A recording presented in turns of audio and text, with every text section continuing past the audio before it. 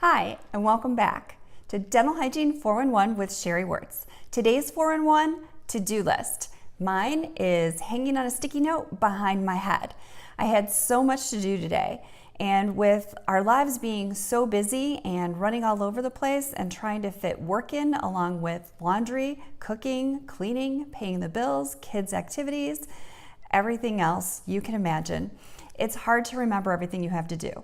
And for me, when I have days that I'm trying to accomplish a lot, having a to-do list so I can actually cross it off gives me a huge sense of accomplishment. However, today I kept losing my sticky note, so I wrote it on my hand so that way I could remember what I had to do. Starting with when I woke up today, because I was so anxiety-ridden with everything I had to do, I put breathe as the first thing on my to-do list. For those of you that know me and my friends that know me, they'll even call me and say, Sherry, just breathe. Because I get very hyper in trying to make sure that I get everything that I wanted to accomplish in a day, and I overschedule myself. Sometimes I think that I'm Wonder Woman or superhuman, and I think that I can squeeze it all into a day. And some days I have great luck doing that, and other days, not so much. So you just do the best that you can. We're all trying to do the best that you can. But with my to-do list, if you are struggling with brushing, which is where my main focus is trying to teach people to brush, and that brushing 2 minutes twice a day makes a huge difference in your life. So if you are having a hard time adding brushing to your to-do list, what do you need to do to make it habit so it just comes naturally? A lot of us, when we brush our teeth, we're half asleep brushing our teeth. And I know that this all came to me a couple of years ago when I went through a really tough situation and I was rushing through brushing my teeth. And all of a sudden one day when I spit, I had blood in the sink. And I was thinking, what the heck? I've never had blood in the sink. I'm a dental hygienist. I should not have bleeding gums. But when you don't focus on yourself and you're focusing on everything around you and don't put yourself first, sometimes your gums will bleed. And mine were saying, hey, wake up, start brushing us. What are you doing? And I wasn't. I was using a manual toothbrush, so I went under the sink. I dug out my Oral-B that I hadn't used in months, plugged it in and charged it, and started brushing. My gums were so bad, it took me 3 days before I could brush my teeth without making them bleed. So gingivitis is completely reversible. 1 out of 2 Americans have gingivitis.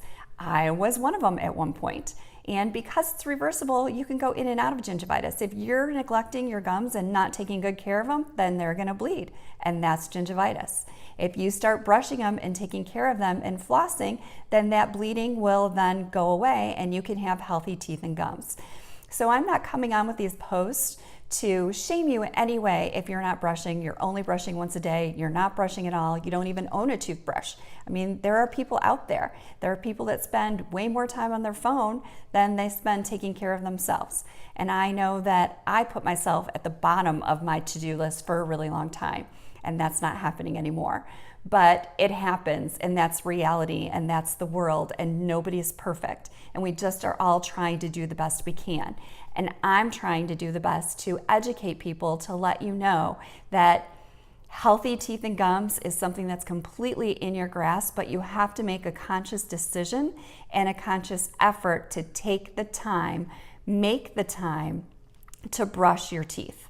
Even if you can't floss, Waterpik is a great option if you are having a manual dexterity problem. Not everybody can floss. Some people have arthritis.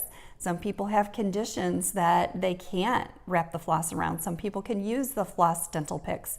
Some people can't. That's why there's so many options on the market, because not everything is for everyone. One thing doesn't work for every person, but there are options for you. So if you need to schedule your toothbrushing morning and night and put it on a to-do list to check it off, then that's what you need to do. It takes 60 days for it to become habit.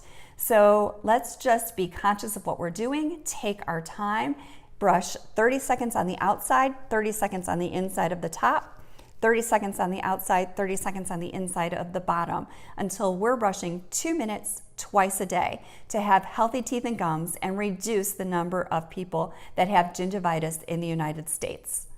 That's my goal.